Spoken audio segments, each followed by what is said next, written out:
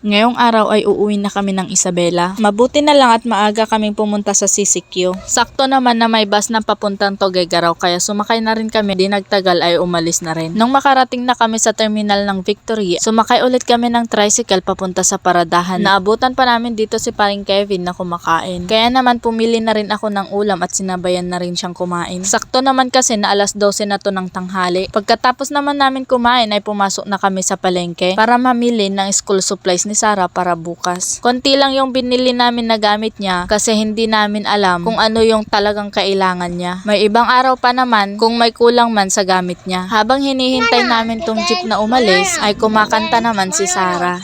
Chicken, ano? Chicken, banana. Chicken, ano? Chicken. O, diba Mare? Chicken banana yan.